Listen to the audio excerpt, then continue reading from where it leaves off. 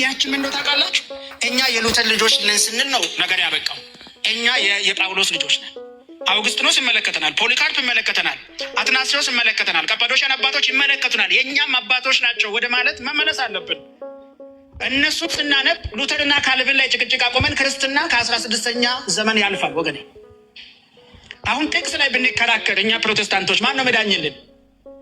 አይ ኢንተርፕሪቴሽን ላይ ብንከራከር አንድ ጥቅስ ስንፈታ ሙሉ ወንጌል በዛ፣ ቃለ ሕይወት በዛ፣ መሰረተ ክርስቶስ በዛ ፈታችና ተበጣጠስን። ማን ነው የሚያስታርቀን? ማንም። ኦርቶዶክሶች ምንድን ነው የሚሉት? ካቶሊክና ኦርቶዶክስ አይ ጥቅስ ላይ ብንጣላ ማን ያስታርቀናል? ጥቅሱን አባቶች ፈተውታል። አባቶች ደግሞ ለሐዋርያት ቅርብ ናቸው።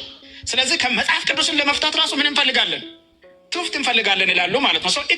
ስለዚህ አባቶች ጋር ስንመለስ ይኸውና ከኒቅያ ጉባኤ ርቀናል፣ ከቁስጥንጥንያ ጉባኤ ርቀናል፣ ትሪኒቲን አናስተምርም፣ ክርስቶሎጂን አናቅም ስንልና ስንሟገት አስተምሮ ጤናማ የሆነ ወደ ቦታ ስንመለስ ምናልባትም ቸርች ላይ ትለወጥ ትችላለች። እና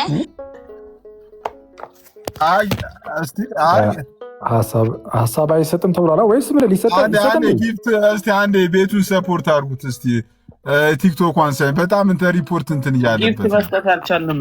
ሲሶ ቤቱን ለማገዝ ቤቱን አሁን ተለቋል። አሁን የቃለ ሕይወትም ቃለ ሕይወት ብትሆን ያው ወደ ቃለ ሕይወትነት ብትመለስና በቃ የኔ ስለ መሰረተ ይሄ ነው ሙሉ ወንጌልም ሙሉ ወንጌል ብትሆን መሰረተ ክርስቶስም ወደ ትራዲሽኗ ብትመለስ ምን ይሆናል? አይ ቲንክ በተወሰነ መልኩ ቢያንስ ወደ ትራዲሽናችን ተመልሰን የቤታችንን ስርዓት ይዘን እንኖራለን፣ ደቀ መዝሙር አማኞችን አምርተን ወይንም አፍርተን የሚል ነው። ስለዚህ በፖፕት መራ ሳይሆን አሁን በካውንስልም አንድ ብንሆን፣ በወንጌላውያን አብያተ ክርስቲያናትም አንድ ብንሆን በተግባር አንድ ነው። ዳትስ ዘ ፖለቲካል ቱል። እንዴት ነው የፖለቲካ ስምምነት አድርገን እንደ ተቋም የምንኖረው የሚል ነው እንጂ መንፈሳዊ አንድነት እንፈጥራለን አይደለም። ካውንስልም ሲቋቋም የተቋቋመው መንፈሳዊ አካል ለመሆን አይደለም። እንደ እንትኑ ፕሮቴስታንቲዝም እኛ የኔ ኦብዘርቬሽን መጀመሪያ ፕሮቴስታንቲዝምን መረዳት አለብን። ፕሮቴስታንቲዝም አንድ የሚሆን ሃይማኖት አይደለም። ዩ ካን ኖት ሜክ በቴዎሎጂ ድርድር፣ በሽማግሌዎች እና በመሪዎች ስብሰባ፣ በነገረ መለኮት አዋቂዎች ምክር ፕሮቴስታንትን አንድ አናደርግም። ሚሆን አይደለም። መጀመሪያ ልዩነቶቻችን እንወቅ። የአስተምሮ የአመጣጥ የታሪክ ልዩነት አለ። ሉተራን ናቸው። ባፕቲስቶች ባፕቲስት ናቸው። ሜኖናይቶች ሜኖናይት ናቸው። ሙሉ ወንጌል ናት። ቃለ ሕይወት ናት። ይሄ የአስተምሮና የልምምድ መሰረቱ ይኸውላችሁ የቴዎሎጂካል ኮንቨርሴሽን ብቻ አይደለም የሚለያየን፣ ኢንተርፕሪቴሽን ይለያየናል። ሶላ ላይ ለምንድን ነው ማንግባባው? ኢየሱስ ብቻ ብለን እኮ በኢየሱስ አንስማማምኛ። ለምንድን ነው ማንግባባው? ኢየሱስን የምንተረጉምበት መንገድ አለ። የመጣንበት ቤተ እምነታዊ አካሄድ ይገራዋል። ያንን ቃሉ ላይ ለምንድን ነው ማንግባባው? ቃሉ ብቻ ብለን ስናበቃ አንግባባም። ለምን? ሙሉ ወንጌልና መሰረተ ክርስቶስ ቃሉ ብቻ በተመሳሳይ መንገድ አተረጉምም። ስለዚህ የቤተ ክርስቲያን የዲኖሚኔሽናል የአስተምሮና የልምምድ አስተሳሰብ ኢንተርፕሪቴሽናችንን ይገራል። አይደለም ሶላና ኤቫንጀሊካል አራቱንም ተዉ፣ በመጽሐፍ ቅዱስ አንስማማም። ታውቃላችሁ አይደለም? ፕሮቴስታንቶች በመጽሐፍ ቅዱሳችን አንስማማም። ስለዚህ ፕሮቴስታንትን የሚያስማማ ኃይል ምድር ላይ የለም። የእውነትን ነው ብለህ የለም። በምንም ቴዎሎጂ አያስማማንም፣ ፋይቭ ሶላ አያስማማንም፣ የወንጌላውያን መገለጫ አያስማማንም፣ ከሁሉ በላይ መጽሐፍ ቅዱስም አያስማማንም። ለምን? በየመንገዳችን በጣቅሰን ስለምንተረጉመው ማለት ነው። ባይ ዘ ወይ አክሊስ ሲል የሚባል ቃለ ሕይወት ያሰማልን። አሌክስ ዘጻት በጣም አሪፍ መልከታ ነው። ግልጽ ነው ማለት አሁን ነው የወንድሞች ልፋት ፍሬ ሲያፈራ ምንም አልልም። አይ ዝግ እኮ ነው። ቤቱን እናግዝ ነበረ። ተከፍቷል። ቤኪ ተከፍቷል። አረ ዝግ ነው። እምቢ እያለ ነው። ዝግ ነው። ተዘግቷል። ምን ይሰጥበታል? እዚህ ላይ እኮ ራሱ ግልጽ የሆነ ነገር እኮ አረ ቃለ ሕይወት ያሰማልን ነው። በቃ እኮ ምንም ሀሳብ ምንም አኬ ካላወራሁ እያልክ ነው። እሺ አኬ እንፍቀድልህ 3 ደቂቃ። እሺ በቃ አራቱ አይ ችግር የለውም። ምን ይወራል ብለህ ነው? አክቹሊ የማይወራ ነገር የለም። ግን እንትን ላለ ማለትም ያው እነሱ ፕሮቴስታንት ወንድሞቻችንም እንትን እንዳይላችሁ በቃ ይብራብን፣ ችግር የለውም። ግን ያው ያስቀምጣል እንዴ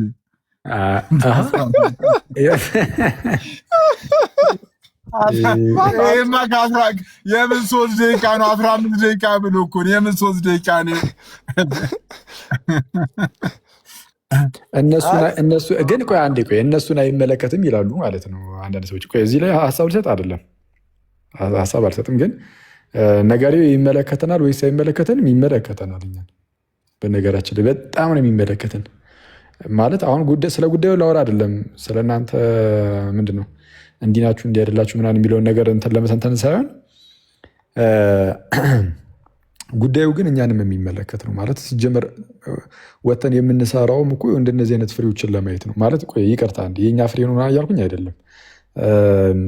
ሰውየው በቃ በራሱ አጥንቶ ደርሶበት ምናምን ሊሆን ይችላል። ጌታ በነገር ሁሉ ይርዳው። ግን ሀሳቡ ምንድነው? እንደነዚህ አይነት ነገሮች ግን እንዲመጡ ነው እኛ የምንሰራው። አንድም ማለት የሆነ ክርስቲያኖችን በክርስትናቸው ለማጽናት ማለት ኦርቶዶክሶችን በቤተክርስቲያን ውስጥ ለማጽናት ምናምን ብቻ አይደለም።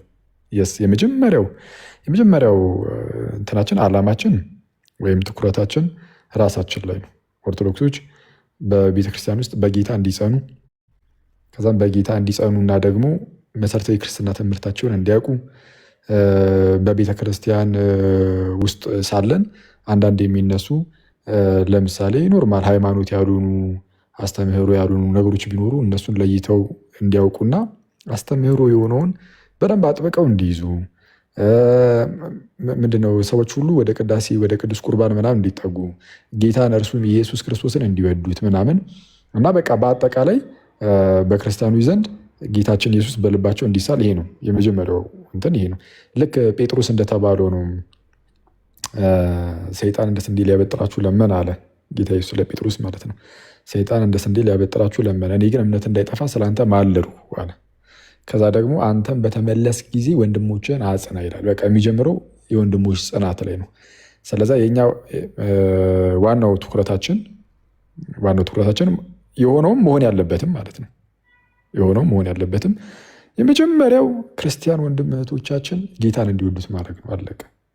ኢየሱስን እንዲወዱት፣ ከእርሱ ጋር መኖርን እንዲናፍቁ፣ ከጌታ ጋር መኖርን እንዲናፍቁ ማለት ነው እና መሰረታዊ ክርስትና ትምህርታቸውን እንዲያውቁ ይሄ ነው የክርስቲያንን ትምህርት እንዲያውቁ። ምክንያቱም በጣም ብዙ ሰዎች ቤተክርስቲያን እንደዚህ ነው የምታስተምረው እያሉ ገድሉንም ድርሳኑ ምናምን እየጠቀሱ ያውም ሲጠቅሱ ደግሞ እነሱ ባቦኩት መንገድ አድርገው በሚገባ እያኳኩት ይኸው እንደዚህ ነው በቃ የእሱ አስተምህሯ ይሄ ነው ብለው ሲያስቀምጡ ስለነበረ ከተወሰኑ ጊዜያት በፊት ከ1-2 ዓመት በፊት እንደዚህ አይነት ነገር በጣም ተንሰራፍቶ ስለነበረ ግን ደግሞ ክርስቲያኖች አይ መሰረታዊ ክርስትና አስተምህሯችሁ ወይም ትምህርታችሁ ምንድን ነው የሚለውን እንዲያውቁ፣ ጸሎተ ሃይማኖትን በደንብ እንዲያውቁ። ጸሎተ ሃይማኖት ብለን እኛ የምንጠራውን ሁሉን የፈጠረ አንድ አምላክ በሚሆን በእግዚአብሔር አብ እናምናለን የሚለውን ያንን ጸሎት ምንድነው በሙታን ትንሣኤ እናምናለን የሚመጣውንም ሕይወት ለዘላለሙ እስከምትለው ድረስ ያለችው እሷ ሃይማኖታቸው እንደሆነች እሷን ደግሞ ዝም ብሎ በቃል ደረጃ ብቻ ሳይሆን በደንብ ማብራሪያውን እንዲረዱት በማድረግ እንደዛ ነው የምንሰራው። ከዛ ቀጠሎ ግን ከቤተ ክርስቲያን ውጭ ያሉ ደግሞ ፕሮቴስታንት ወንድምነቶቻችን ሊሆን ይችላል፣ ሌሎችም ሊሆኑ ይችላሉ። እነሱንም ደግሞ ወደ ጌታ እንዲመጡ እንወዳለን። ማለት በጣም ይቅርታ ምናልባት የኛው ትንሽ እንትን ሊል ስለሚችል ጌታን እንደሚወዱት አውቃለሁ ምናምን ብዙዎቹ ማለት ነው። እንግዲህ እኔ ቢያንስ እንግዲህ ከምመለከቱ አንጻር ብቻ ነው የምናገረው። ከዚህ በፊትም እንዳልኩት ልብና ኩላሊትን የሚመረምረው እግዚአብሔር ራሱ ነው እና ፕሮቴስታንት ወንድም እህቶች መጽሐፍ ቅዱስን እንደሚወዱ ክርስቶስን እንደሚወዱ ምናምን አስባለሁ እና ዘን መጽሐፍ ቅዱስን የሚወዱ ከሆነ ፕላስ ደግሞ ጌታን ደግሞ የሚወዱት ከሆነ በቃ ይህንን የሚወዱትን ጌታ በምልአት ማግኘት አለባቸው። ማለት ከሩቅ ሆኖ አይደለም ማግኘት ያለባቸው። አይ ነው አሁን ያረ ጌታንማ እኔ በደንብ አግኝቼዋለሁ ምናምን የሚባል ነገር ሊኖር ይችላል። እሰየው በቃ ጥሩ ነው። አሁን እንደነዚህ ክርክሮች ውስጥ ልገባ አይደለም። ግን አሁን የኔ እምነት ግን ማለት ነው በማስረጃዎች ማሳየት እችላለሁ፣ ግን እንደዛ አላደርግም። አሁን ሌላ እንትን እንዳይመስል ማለት ነው። እኔ የማውቀው ግን ምንድን ነው ፕሮቴስታንት ወንድምቶቻችን ጌታን ቢወዱትም መጽሐፍ ቅዱስንም እንደሚወዱ ቢነግሩንም ግን ትንሽ ራቅ ብሏል። የሆነ የስተት ሁኔታ ውስጥ ገብተዋል። ፕሮቴስታንቲዝም ሲጀመር አንድም አይደለም። ያው እንደሚታወቀው እርስ በርሶ የምትለያይ መንግስት ናት ፕሮቴስታንቲዝም እና ከኛ አንጻር ብቻ ሳይሆን እርስ በርስ ራሱ አንዱ ከአንዱ አንጻር ራሱ ስህተቱ ውስጥ ነው ያለው። አንዱ ከአንዱ አንጻር ማለት አንዱ ጋር ስትሄዱ ጥምቀት ያድናል ብሎ አንዱ ጋር አይ ጥምቀት አያድንም ካለ አንዱ ከአንዱ አንጻር ራሱ እዛው ጋር ስህተት ውስጥ እንዳለ ይታወቃል። እና እኛ ደግሞ ፕሮቴስታንቲዝም በቃ ከቤተክርስቲያን ውጭ እንደመሆኑ ስህተት ውስጥ አለ ብለን ነው እኔ እንደዛ እንግዲህ አስባለሁ። ያው ማስረጃዎች ምናምን አልደረድርም። ለምን ዋናው ይህንን ነገር እያወራሁ ይሰላሉ ማለት በርዕሴ ይሰላሉ። እና በዚህ ምክንያት የሚወዱትን ጌታ በደንብ ቢያገኙት ምናምን እመኛለሁ። ስለዛ አሁን እኔ አንድ ፕሮቴስታንት ወደ ቤተክርስቲያን ቢመጣ ከዛ ለጌታ ያለውን ፍቅር ግን እንዳይቀንስ እንደውም በደንብ ከቅዱስ ቁርባን እየተካፈለ ከጌታ ስጋና ደም ቶሎ እየተካፈለ ጭራሽ በሚገባ በደንብ በእውነትም ፍቅሩ በልብ ውስጥ በደንብ ፈሱለት ስሜታዊ ምናምን የመሆን ጉዳይ ሳይሆን መንፈሳዊ ሆኖ ክርስቶስን በመምሰል ውስጥ እንዲያድግ ምናምን እናፍቃለሁ። እንደዛ ቢሆን ደስ ይለኛል። ጌታን ይወዱታል። ስለዛ ጥሩ በቃ አሳየው። ይህንን ሳያቋርጡ መጥተው ለጌታ ያላቸው ፍቅር በደንብ ይደግ። እንደውም ከዛ በላይ ምንድነው መጽሐፍ ቅዱስን እንወዳለን ምናምን ይላሉ። እሰየው ደስ ይላል በጣም። ስለዛ የሚወዱትን መጽሐፍ ቅዱስ በደንብ ያንቡት። ግን ሲያነቡት በተሳሳተ ትርጓሜ ምናምን እንዳይሆን ያው ለመጠንቀቅም ማለት ነው በቤተ ክርስቲያን ውስጥ ሆኖ መጽሐፍ ቅዱስን እንዲያነቡ። ምክንያቱም መጽሐፍ ቅዱስ ከጥንትም ጀምሮ በቤተ ክርስቲያን ውስጥ ይነበባል እንጂ ከክርስቲያን ውጭ አይነበብም። ማለት በቤተ ክርስቲያን ሕንፃ ውስጥ እያልኩኝ አይደለም። ቤተ ክርስቲያን ጉባኤ ነው፣ ህብረት ጉባኤ እና በዛ በጉባኤ ውስጥ የሚነበብ ነው። ልክ ለምሳሌ እንዴት መሰላችሁ መጽሐፍቱ ሲጻፉ ከዚህ ቀደም እንዳልኳችሁ ለምሳሌ የገላትያ መልእክት ሲጻፍ ለምሳሌ የገላትያ መልእክት ሲጻፍ የተጻፈው የሆነ እንደ ምሳሌ ገላትያን አንስቼ ማለት ነው። የገላትያ መልእክት ሲጻፍ የተጻፈው የሆነ አንድ ሰው ዝም ብሎ ምንም አስቀድሞ ክርስቲያን ያልሆነ ሰው ዝም ብሎ ብድግ አድርጉት የገላትያ መጽሐፍን እንዲያነበው ተብሎ የተጻፈ አልነበረም። ለምሳሌ የገላትያ መልእክት ሲጻፍ የተጻፈበት ዋናው ምክንያት አስቀድሞ ክርስቲያን የሆኑ መሰረታዊ የክርስትና ትምህርትን የተማሩ አምነው የተጠመቁ ምናምን ሰዎች ምዕመናን እንዲያነቡት የተጻፈ ነው። ስለዚህ አሁን ለዛ ነው በነገራችን ላይ የገላትያ መልእክት ይህንን ለማወቅ ለመረዳት ገላትያ ምዕራፍ 1ን ማንበብ ነው። እኛ ካስተማርነው የተለየ ወንጌል የሚሰብክ ማንም ቢኖር የተረገመ ይሁን። እኛ ብንሆን ከሰማይ መልአክ ብሎ ነው ራሱ የሚናገረው። ከእኛ ከተቀበላችሁት ከሰማችሁት እኮ ነው። ሌላ ትምህርት የሚያስተምር ቢኖር የተረገመ ይሁን። አሁን ልዩ ወንጌል የሚሰብኩት እንደዛ ይላቸዋል። አሁን እንዲህ እያለ ያለው ለምንድን ነው? አስቀድሞ የተቀበሉት የተማሩት ትምህርት አለ ማለት ነው። አለቀ። ግን አንዳንዶች ሾልኮ ገብተው ያልሆነ ትምህርትን ያስተምሩ ስለነበረ ጳውሎስ ጻፈላቸው። ከኛ ተምራችኋል ኦልሬዲ። ስለዛ ከእኛ ከተማራችሁት የተለየ የሚያስተምር ቢኖር የተረገመ ይሁን። ይህ ማለት ምን ማለት መሰላችሁ? እኔ በሆነ ራሱ ብሏል ጳውሎስ። እኛ ብንሆን ወይም ከሰማይ መላእክት ብሏል። ራሱንም ስላጠቃለለ አሁን መልእክትን ሲጽፍ ራሱ ማለት ነው መልእክቱን አይተው አስቀድሞ ከነገራቸው ወንጌል የተለየ ቢጽፍ መልእክቱን ራሱ አይቀበሉትም ነበር ማለት ነው። ያው ግን ጳውሎስ የተለየ ወንጌልን ሊሰብክ አይችልም። ከሰማይ መልአክ አለ ቅዱስ ሚካኤል መጥቶ የተለየ ወንጌል ሊሰብክ አይችልም። ግን የነገሩን ክብደት ለመግለጽ እንደዛ ብሎ ተናገረ። ስለዚህ አሁን ጳውሎስ መልእክትን ጻፈ አይደል? ሲጽፍ የጳውሎስን መልእክት የሚያነቡበት የሆነ መነጽር አላቸው። ያ መነጽር ምን አይነት መነጽር ነው? አስቀድሞ የተቀበሉት ትውፊት ወይም ትምህርት አስተምህሮ የተቀበሉት ትምህርት የእግዚአብሔር ቃል አስቀድሞ የሚያውቁት ማለት ነው። እሱን እያሰቡ ነው ማነው ለምሳሌ መልእክቱን የሚያነቡት። ስለዛ በራሱ የሚፈታ ማንም አይኖርም። አስቀድሞ የተሰጠን ትምህርት አለ። ስለዛ ከዛ አንጻር ነው የሚያነቡት ሲያነቡት ማለት ነው። እና ለዛ ገላትያ 3 ለምሳሌ 27 ላይ እነዚህ ሰዎች የተጠመቁ ምናምን እንደሆኑ እንድታውቁ ማለት ነው ከክርስቶስ ኢየሱስ ጋር አንድ ትሆኑ ዘንድ የተጠመቃችሁ ሁሉ ክርስቶስን ለብሳችሁታል ይላል። ስለዛ እነዚህ ኦልሬዲ ያመኑ የተጠመቁ ከጌታ ጋር አንድ ይሁኑ ምናምን ሰዎች ናቸው።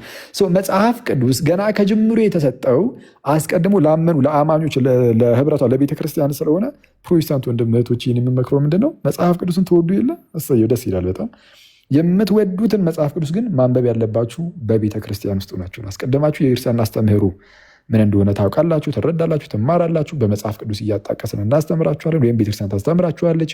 ከዛ በኋላ እውነት እንደሆነ ስታምኑበት ያንን የምትወዱትን መጽሐፍ ቅዱስ ከቤተ ክርስቲያን አስተምህሮ አንጻር አንድ ጊዜ ከተላለፈው አስተምህሮ አንጻር እያደረጋችሁ ቁጭ ብላችሁ ታነቡታላችሁ እና የምርም ያኔ ኮኔክሽኑ በደንብ ይኖራል ማለት ነው። ከእግዚአብሔር ጋርም ያለው ግንኙነት ምናምን እየጠነከረ ይሄዳል እና ይሄ ለጌታ ያላችሁ ፍቅር ለመጽሐፍ ቅዱስን መውደዳችሁን ምናምን የማደንቀው ነው፣ የምጠላው አይደለም። በጣም ደስ ይላል። ግን ያ ግን በእውነተኛው ቦታ ላይ ቢሆን ግን ደግሞ በቃ በደንብ ሴንስ ይሰጣል እና ስለዛ ይህንን ነገር እንደዚህ ስለምናፈቅ ፕሮቴስታንቶች ደግሞ እንዲመጡ እፈልጋለሁ ወደ ቤተክርስቲያን ማለት ነው። ወደ ክርስቲያን መጥተው እንዲጨምሩ ምናምን እፈልጋለሁ። ከዛ አንጻር እንደነዚህ አይነት ስራዎችን እንሰራለን። በፕሮቴስታንት ውስጥ ያሉ የሐሰት ትምህርቶችን ይሄኛው ትምህርት ሐሰተኛ ትምህርት ነው እያለን እንሰራለን። ስለዚህ አሁን ስራችን አንዱ ይሄ ነው። ስለዚህ አሁን ያ ወንድም አሁን ቅድም የሰማነው በቪዲዮ ላይ የሰማነው የፕሮቴስታንት ወንድም በፕሮቴስታንት ውስጥ ስላለው መለያየት ተናገረ። ወደኋላ መለስ ብለን በቃ አባቶችን ማየት ግዴታችን ነው እንደ አማራጭም አይደለም ብሎ ተናገረ። ስለዚ ታሪካዊ ክርስትናን መያዝ አለብን አይነት ነገር ነው። የሆነ የመጽሐፍ ቅዱስ ክፍል ለምሳሌ ወጥቶ ቢነበብ አንዳችን ሌላ ብንል ማን የሚዳኘን? አንድ የመጽሐፍ ቅዱስ ክፍል ላይ የተለያየ ሀሳብ ብንናገር አለ እውነት ነው። ማን የሚዳኛችሁ? አሁን ይህንን እኛ አሁን ለምሳሌ ይህንን እኛ ትምህርት ስንሰጥበት ነበር በጣም በሰፊው። በተለይ መጽሐፍ ቅዱስ ብቻ የሚለውን ትምህርት በምናፈራረስበት ጊዜ ወይም ደግሞ በዛ ላይ መጽሐፍ ቅዱስ ብቻ የሚለውን ትምህርት እንግዲህ በእግዚአብሔር ሀሳብ ከፍ ከፍ የሚለውን የሰውን ሀሳብ ሁሉ እናፈርሳለን ስለሚል ለዛ ይህንን ስናፈርስ የሚለውን ቃል የተጠቀምኩት ከመጽሐፍ ቅዱስ ተውሼ ነው። እና ለማንኛውም ግን ወይም ደግሞ በቃ መጽሐፍ ቅዱስ ብቻ የሚለው ትምህርት ስህተት እንደሆነ በምናሳይበት ወቅት እንደነዚህ አይነት ነገሮችን እያነሳን እንናገር ነበር። ስለዚህ አሁን ስንጮሁ የነበረው ነገር በሆኑ ሰዎች ሲነገር ሲሰማ ዘን ይመለከተናል፣ የስ እሱን ነው እያለን ያለ ነው፣ በርቱ ምናምን ልንል ይገባናል። ስለዚህ ይሄ አሁን እኛን የሚመለከተን ጉዳይ ነው። የተነሳው በፕሮቴስታንት መካከል ስላለው ልዩነት ቢሆንም እኛ ግን አገልግሎታችን ፕሮቴስታንት ውስጥ ድረስ ደግሞ ይሄዳል። ከፕሮቴስታንቶችም ደግሞ ብዙ ወንድም እህቶች ደግሞ ወደ ጌታ ለመማረክ ስለምንሰራ ማለት ነው። እና ከዛ አንጻር የሚመለከተን ጉዳይ ነው። ግን ዛሬ ግን ያው እዚህ ጉዳይ ላይ ሀሳብ እንዲሰጥ አልፈልግም ስላለ ሲስ ደግሞ መብቱ ነው በቤቱ እዚኛው ላይ ለጊዜው ሀሳብ አይሰጥ ካለ መብቱ ነው። ሌላ ጊዜ ምናልባት ደግሞ እንደ ርዕስ አድርጎ ደግሞ ይገባበት ይሆናል፣ ያኔ እንሰጣለን። ዛሬ ግን በፕሮቴስታንቶች የራሴን ወንጌላውያንን አስገብቼ በቃ እነሱ አውርተውበታል፣ ይህ ርዕስ ተዘግቷል ካለ ተዘግቷል ነው። ምንም ሀሳብ መስጠት አይጠበቅብንም። ሌላ ጊዜ በሌላ እንትን እንልበታለን። ሲሲ ስማ ሐኪም መጨረሻው ሄደበት ምን ቀረው? ቆይ አይደለም ቆይ ሌላ ጊዜ ደግሞ ሲመቸው ይፈቅድልናል አለው እኮ ደግሞ ደቂቃ ቆይ ማንም ይጨምርልህ ደቂቃውን ደቂቃ ማጠቀም ትችላለህ። 15 ደቂቃ አለ። አንዴ ነገርየው ላይ ምንም እኮ ሀሳብ እኮ አልሰጠሁም። እውነቱን ለመናገር ፕሮግራም ይዣለሁ። ነገርየው ላይ ሙሉ ቪዲዮን እንከፍትና በጣም ደስ ይለኛል። ሀሳቦች አሉ። ነገ ጠዋት ወይንም ጠዋት ሲስ በጣም ብዙ እኮ የሚነሳ ሀሳብ እኮ ነው የተናገረው። እኔ አሁን የተናገርኩት ጠቅላላ ቪዲዮ ላይ ምንም ሀሳብ አልሰጠውም። የተናገርኩት ምንድነው እኛም ይመለከተናል ይሄ ጉዳይ የሚለውን ከምን አንጻር እንደሚመለከተን ብቻ ነው የተናገርኩት እንጂ ቪዲዮ ላይ ምንም አይነት ሪያክሽን እኔ ብያለሁ እኮ ከዚህ በፊትም እኮ ነግሬያቸዋለሁ። የኛውን የአሌክስን ቪዲዮ ሙሉ ዩቲዩቡን እያሰማን ሪፍሌክሽን እንሰጥበታለን ብያለሁ። ሙሉ ቪዲዮዎችን እያሰማን ሪፍሌክሽን እንሰጣለን። ልደርሻ የምትለው ነገር አለ? በቀረቡ 2 ደቂቃ እኔ 14 ደቂቃ ነው ያለኝ። እኔ ብላኬ ቅድም የጻፈው እንግሊዝኛ ገብቶሃል፣ ግን ምንድን ነው ያለው? አይኔቨር ምናምን ያለ አይኔቨር ወካሎ ነው ኔቨር ነው ነዘረን ይመስላል። ስማ እኔ ኬት እንደሚያመጣቸው እኮ የሚገርም እኮ ነው። ስቀልድ ነው ስለፈራችሁኝ ነው መሰለኛል እንዳላወራ እያደረጋችሁ ያላችሁት። በሰጠኝ ደቂቃ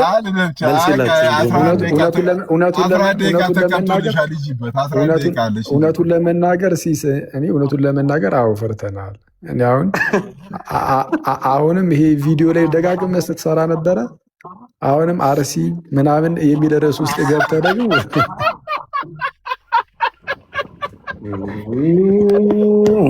ኖርናታ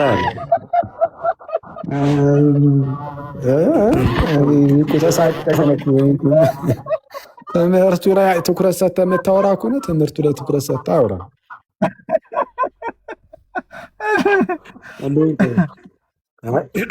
ለሁሉም ቦታና ጊዜ ያለው ብዬ ነው ወንድማችን፣ አይሻልም? አይ በእርግጥ ይሄ ትክክለኛው ቦታው ነው። አንተ አሁን ያልከውን ሀሳብ ለመናገር እኔ እሱን አላሰብኩትም ነበረ፣ ግን በአርሲ ጉዳይ በአርሲ ጥሩ ነው ወንድሞቻችን እዚህ ጉዳይ ባንሲል ጥሩ ነው። አዎ አይ ሞክ ለማድረግ ማይመች ኖ ኖ ኖ ኖ ኖ ኧረ አይደለም። በዛ እሱ ላይ አይደለም እየሳቅን ያለ ነው አንተ። ኧረ እኛ ሌላ የምናውቀው ጭው ስላለን። እሺ ቀጥል። ለማንኛውም አዎ አይ ኢትስ ኦኬ። በሌላ የአኬ ንግግር በሌላ እንዳትወስዱት። በነገራችን ላይ አሌክስ ዘጸአት እውነተኛ ትምህርቱ ይሄ ነው። ድሮ ነው ከቲክቶክ በፊትም የሚያምነው ቲክቶክ ላይ አይደለም። ስለዚህ እሱ በጣም ቴዎሎጂያን ነው የሚያጠና ነው። ትክክለኛውን ነገር ነው ያለው። አይ ይሄማ እኮ በሲስ በደንብ ሄድበታለሁ ብሏል። ግን በደንብ ላይቡን ከፍተን እንሄድበታለን። በደንብ እናወራለን።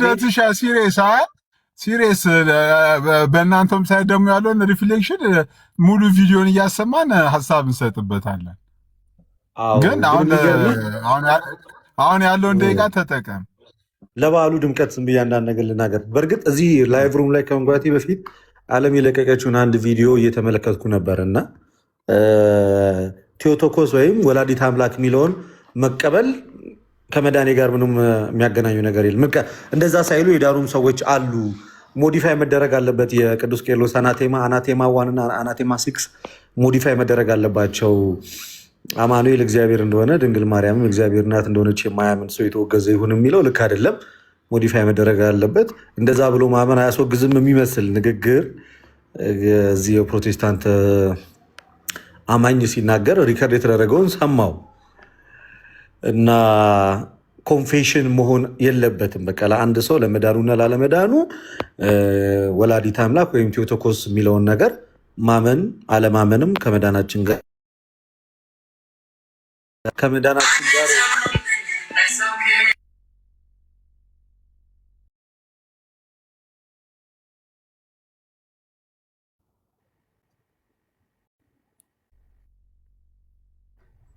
ማነው እንደዛ ያለው ግን?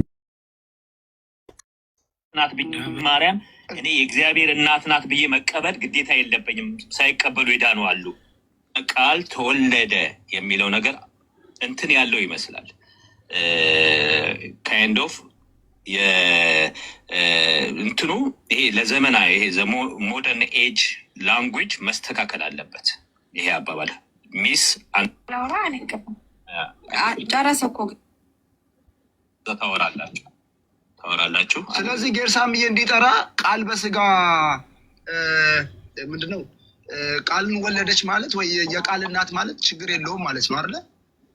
እሱ ጋር መስተካከል አለበት ነው። አሁን ይሄ የቄርሎስ የእስክንድሪያው ሊቀ ጳጳስ የነበረው ቅዱስ ቄርሎስ በ5ኛው ሴንቸሪ ላይ ማለት ነው 12 አናቴማዎችን እንትን ብሏል።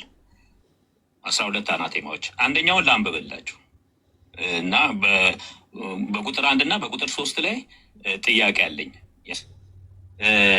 የእስክንድሪያው ሊቀ ጳጳስ ቅዱስ ቄርሎስ የጻፈው እንደዚህ ይላል። ላንብበው ቃል በቃል የእግዚአብሔር ቃል መለኮትነትና የድንግል ማርያም ክብር አማኑኤል አምላክ መሆኑን የሚያምን እና ቅድስት ድንግል ማርያም የማያምን ነው የሚለው። ይቀጣ የእግዚአብሔር ቃል መለኮትነትና የድንግል ማርያም ክብር አማኑኤል መሆኑን የማያምን እና ቅድስት ድንግል ማርያምም ስጋን የለበሰውን የእግዚአብሔርን ቃል በስጋ ለወለደች መለስ አድርጎ እስቲ ቤካ ምንድን ያለው ሲያነበው የመጀመሪያውን ቃለ ግዘት መለኮትነትና የድንግል ማርያም ክብር ምን ቃለ ግዘቱን ነው እያነበበ ያለው። የመጀመሪያውን አናቴማ ነው ሌላ ነው።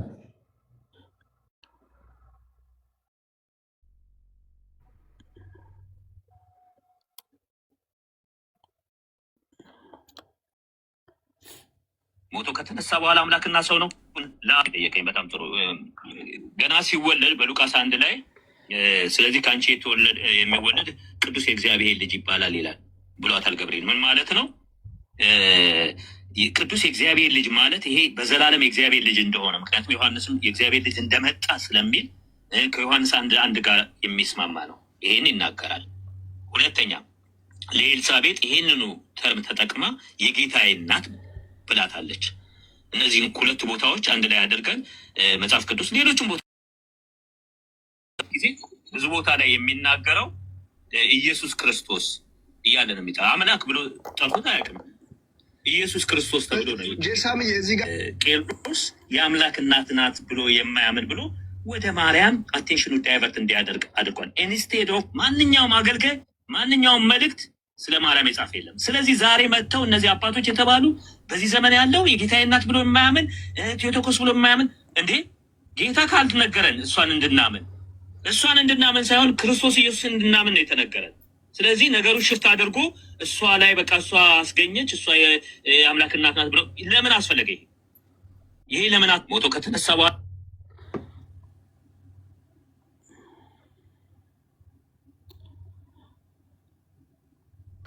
ወንድማችን አትቆራርጥብና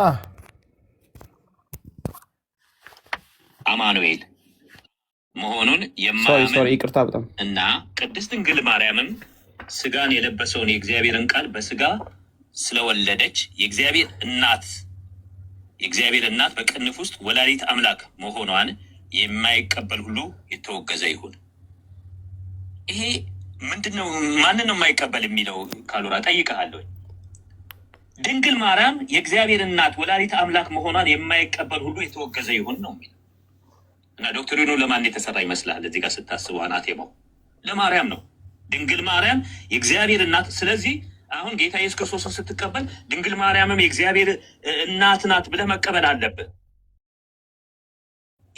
ይሄ ሮንግ አናቴማ ነው፣ መስተካከል አለበት በዘመናዊ ቋንቋ። ድንግል ማርያም እኔ የእግዚአብሔር እናት ናት ብዬ መቀበል ግዴታ የለብኝም። ሳይቀበሉ የዳኑ አሉ። ማርያም አምላክና ሰው ነው። አሁን በሰማያት አምላክና ሰው ነው። ይሄንን አያምኑም እነሱ። ለምንድን ነው መስዋዕቱን ራሱ አቅራቢ ለራሱ አቀረበ የሚሉት? ለራሱ ብሎ የወጂ ትምህርት ሁሉ ያስተምራሉ። ገደላቸው ጌታ ኢየሱስ ክርስቶስ መስዋዕቱን ለአብ አቀረበ አይሉ ራሱ ጠይቁ። ማንኛውም ጥያቄ አሁን ለምሳሌ ኦርቶዶክስን እንታው አባቶችንም እንታውና ለጊዜው መጽሐፍ ቅዱስ ላይ ማርያም የጌታ እናት ናት የሚል ጥቅስ የለም። ጥሩ ጥያቄ ነው የጠየቀኝ። በጣም ጥሩ። ገና ሲወለድ በሉቃስ 1 ላይ ስለዚህ ከአንቺ የሚወለድ ቅዱስ የእግዚአብሔር ልጅ ይባላል ይላል ብሏታል ገብርኤል። ምን ማለት ነው? ቅዱስ የእግዚአብሔር ልጅ ማለት ይሄ በዘላለም የእግዚአብሔር ልጅ እንደሆነ፣ ምክንያቱም ዮሐንስም የእግዚአብሔር ልጅ እንደመጣ ስለሚል ከዮሐንስ 1 ጋር የሚስማማ ነው። ይሄን ይናገራል። ሁለተኛ ለኤልሳቤጥ ይሄንኑ ተርም ተጠቅማ የጌታዬ እናት ብላታለች። እነዚህም ሁለት ቦታዎች አንድ ላይ አድርገን መጽሐፍ ቅዱስ ሌሎችም ቦታዎች በምድር ላይ በተመላለሰበት ጊዜ ብዙ ቦታ ላይ የሚናገረው ኢየሱስ ክርስቶስ እያለ ነው የሚጠራ። አምላክ ብሎ ጠርቶት አያውቅም። ኢየሱስ ክርስቶስ ተብሎ ነው።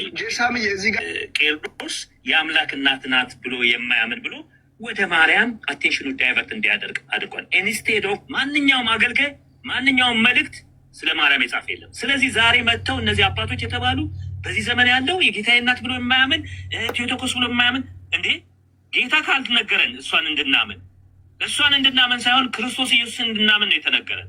ስለዚህ ነገሩ ሽፍት አድርጎ እሷ ላይ በቃ እሷ አስገኘች እሷ የአምላክ እናት ናት ብሎ ለምን አስፈለገ? ይሄ ለምን አቶ ከተነሳ በኋላ አምላክና ሰው ነው።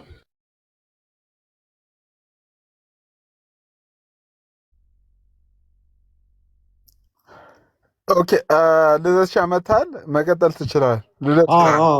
ስልክ ገባብኝና ተቋረጡ። ያ የቅድሙ ሀሳብ ላይ እንግዲህ ኔቨር መቼም አንድ አንሆንም የሚለው ነው የተመቸኝ። የቅድሙ ሰውዬ ንግግር ሌላውን በስፋት እናወራበታለን። መጽሐፍ ቅዱስ ብቻ ብለን መቼም አንድ አንሆንም። የመለያየታችንን ምክንያት መጽሐፍ ቅዱስ ብቻ የሚለው ትምህርት ነው። አንድ ጥቅስ ላይ ልዩነት ቢኖር እነሱ ትውፊትን ሪፈር ያደርጋሉ፣ እኛ ማን ሪፈር እናደርጋለን የሚለው በጣም ወሳኝ ትምህርት ነው። እሱ ላይ በደንብ በቃ ተመችቶኛል። ይህን አክሊል እንኳን እስከዛሬ አልገለጸውም። ይዜ ሰውየው እንደተናገረው ማለት ነው። በጣም ጸዴ አድርጎ ነው ያወራው። ማይ ጋድ አንዳንድ ነገሮችን እንደው ቴዎሎጂካል የሆኑ ነገሮችን አኪ ከሱ ሼር ቢያደርጉሉ ደስ ይላል። እዚህ ጋር ይሄኛውን ሰማችሁልኝ አይደል? ይሄኛውን ጉድ የዚህኛውን ሰውዬ ጉድ ወዴት እያደላ ነው ማለት ነው። ለማርያም በጣም ከክርስቶስ ይልቅ በጣም ታርጌት ያደረገው ቅዱስ ቄርሎስ ማርያምን ነው እና የማርያም ጥላቻ ድረስ እንደሚያደርስ እያዩ ነው። ለእመቤታችን ለድንግል ማርያም ያለ በጣም የተዛባና በጣም ጭፍን ያለ ጥላቻ ነገረ ክርስቶስንም ራሱ በጣም እንድታዛባ ያደርጋል። ይህ በጣም የሚያስገርመው ቴዎቶኮስ የሚለው ከእመቤታችን ይልቅ ሞር በጣም ብዙ ነገሩ ማብራሪያው የሚሰጠው ወደ ክርስቶስ ነው። ግን በቃ የአምላክ እናት ተባለች የሚለው የነገረ ማርያም ትምህርትና ትምህርት ነው እንጂ የነገረ ክርስቶስ ትምህርት የማይመስለው በጣም ፔንቴኮስታሉ በዚህ ልክ ነው። እንግዲህ ማርያም ከፍ እንዳትል በሚል የሐሰት ምክንያት የክርስቶስን ትምህርት እስከዚህ ደረጃ እስከ መቃወም መድረስ ማለት በጣም አስቸጋሪ ነገር ነው። ማለት እንዴት ተብሎ ነው ሰው ቄርሎስ የሚባል ሰው ተሳስቷል እስከ ማለት ደረጃ የሚደርሰው? እንግዲህ ይታይ ቤተክርስቲያን ባልተከፈለችበት ዘመን የተሰጠን ትምህርት፣ ትልቅ ምንፍቅና የተወገዘበትን ትምህርት፣ ነገረ ክርስቶስን በጣም አስረግጦ የሚያስተምረውን ትምህርት ድንገት ተነስተ ሞዲፋይ መደረግ አለበት፣ ልክ አይደለም፣ ወላዲተ አምላክ የሚለው ትምህርት ሞር ወደ ክርስቶስ ነው ማድላት ያለብን፣ ቅዱስ ቄርሎስ ወደ ማርያም ነው ታርጌት ያደረገው፣ እንደዛ ብዬ ባምንም ባላምንም ከመዳኔ ጋር ያገናኙም እንደዚህ ብለው ሳያምኑ የዳኑ ሰዎች አድንም እንደዚህ ብለህ ካላመንክ ቴዎቶኮስ ብለህ ካላመንክ አድንም በቃ ተወግዛሃል ማለት ነው። ከቤተክርስቲያን ህብረት ውጭ ነህ። ሲጀመር አሁንም ውጭ ነህ፣ ግን ሞር ደግሞ በቃ ጭራሽ ነው የሚያባብሰው አለመዳንህን ይሄኛው ትምህርት እና ያልተፈለገ ክፉ የማርያም ጥላቻ ከክርስቶስ ኢየሱስ እውነተኛው ነገረ ክርስቶስ ትምህርት በዚህ ልክ ያርቃል። እንግዲህ ሉቃስ 1:43 ላይ ያለውንም ትምህርት እንግዲህ የጌታዬ እናት ከተባለ ጌትነቱ እንደነ አብርሃም እንደ ሌሎቹ ባለ ሚስቱ ጌታ እንደሆነው እንዳልሆነ ግልጽ ነው። የጌታዬ እናት የአምላኬ እናት ነው። ማርያም አምላክን አልወለደችም ከተባለ ሜርሊ ሰውን የወለደችው ነው። ሰው ከወለደች ደግሞ ዓለምም አልዳንም ነው እና ወደ ሙስሊምም ወደ ብዙ ትምህርት ነው የሚወስደው ማለት ነው። አንደኛ ወደ እስልምናው ያደላል።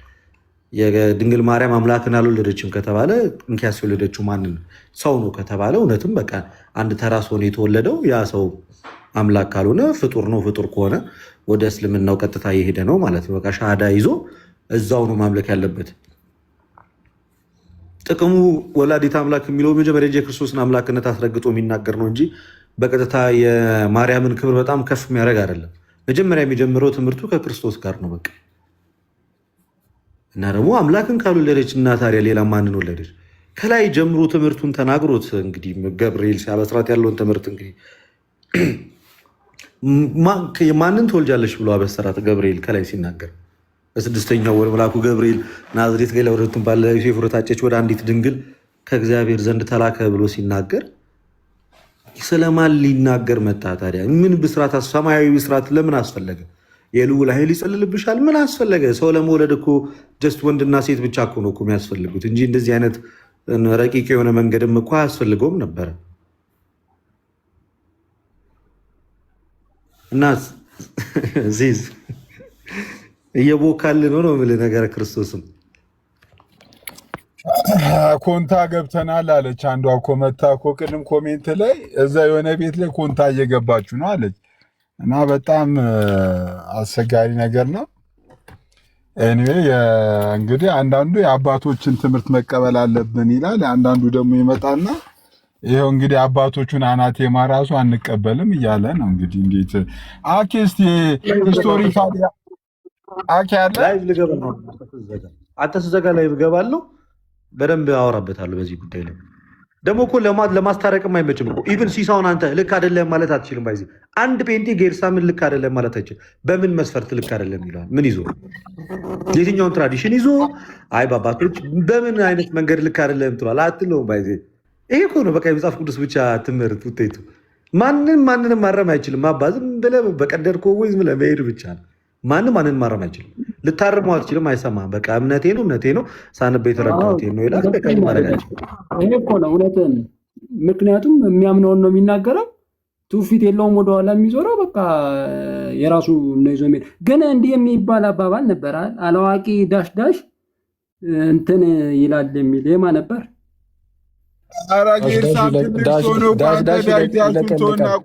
እኔ የምልህ እስቲ ታሪካዊ አሁን የኛውን እስቲ የዚህን አናቴማ ታሪካዊ እንትኑን በአንድ ቀን ላይ ብገባበት ጥሩ ነበር። ክርስቶሎጂ የወላዲተ አምላክ ምናምን የሚለውን እንትን ኧረ በስመ አብ እነዚህ በጣም እኔ እንጃ። እኔ እንግዲህ በጣም እነዚህ እኮ ከአእምሯችን ሁሉ እኮ ከፍ አሉብን። እኔ በጣም እያስገረመኝ ነው የእነዚህ ሰዎች ነገር በእውነት የቅድስት ድንግልን ወላዲት አምላክነትን ሰው ከካደ ደግሞ አሁን ልደትም እንደተናገረው እና የሚክዱበት መንገድ የሆነ ዝም ብሎ እንዲሁ ጥላቻ አይነት ነገር ብቻ ነው። አለቀ። እንዴት ማርያም እንዴት ወላዲት አምላክ ትባላለች? አምላክ ወለደችማ እንዴት? በቃ ትልቁ ክብሯ የእመቤታችን እሱ ነው። በነገራችን ላይ ወላዲታ አምላክ የሚለው ነው። ከዚህ የሚበልጥ ክብር የለም። ወላዲታ አምላክ የሚለው እጅግ በጣም ትልቁ የእመቤታችን ክብር ይሄ ነው እና ሰይጣን በተቻለው አቅም ትልቁ ክብሯን ከሰው አእምሮ ለማስጠፋት ይሰራል እና ቅድስት ድንግል በታሪክ ውስጥ በድህነት ታሪክ ውስጥ ያላትን ስፍራ አለማወቅ በጣም አሳዛኝ ነገር ነው። በጣም እና ቀስ ብለው የሆነ ነገሮችን እንደው ቢያጤኑ ጥሩ ነው። ምክንያቱም የሆነ ከቅድስት ድንግል ጥላቸው የተነሳ የሚናገሯቸው ነገሮች ክርስቶስ ላይም አደገኛ ኑፋቄን እየጣሉ እንዲሄዱ ያደርጋቸዋል። ሳያስቡት ክርስቶስን እንዲክዱት ነው የሚያደርጋቸው። ያሰልማቸዋል፣ ሊትራሊ ያሰልማቸዋል። እንዴ ድንግል ወላዲታ አምላክ አይደለችም ከተባለ ኦኬ ዘንድ ችግር ያለው እመቤታችን ላይ ብቻ አይደለም ኢየሱስ ላይም ጭምር ነው። ምክንያቱም ድንግል ማርያም ወላዲታ አምላክ የተባለችው የአምላክ እናት የተባለችው ከወለደችው ልጅ አንጻር ነው እንጂ በራሷ ዝም ብሎ እንደዚህ የአምላክ እናት ተብላ መታ አይደለም። አብ የኢየሱስ አባት እንደሆነ ልክ በዛ መልኩ እንደው እመቤታችን ከዘላለሙም ኢየሱስን የምትወልድ ሆነ የመጣች እኮ አይደለችም። በዘመን ፍጻሜ ግን ከእርሷ የተወለደ አንድ ልጅ አለ፣ ሕፃን ተወልዶልናል ተብሏል። ያ የተወለደልን ሕፃን ደግሞ ምንድነው? ኢሳይያስ 9 ላይ ምንድነው ተብሏል? ድንቅ መካር፣ ኃያል አምላክ፣ የሰላም አለቃ፣ የዘላለም አባት ተብሎ ይጠራል የተባለው። ድንቅ መካር መካር ማለት ምን ማለት ነው ታውቃለህ? መካር ምንድን ነው ታውቃለህ? ሲስ ልደት ታውቃለህ? መካር ምንድን ነው?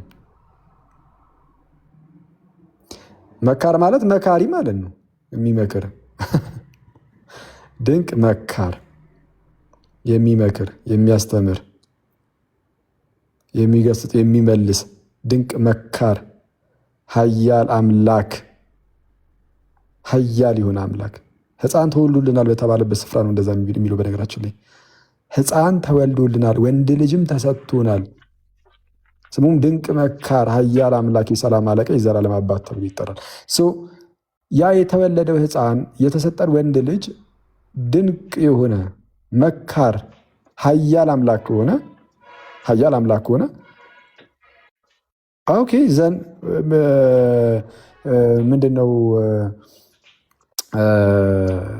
ያ ሕፃን ልጅ ደግሞ የተወለደው ከእመቤታችን ነው።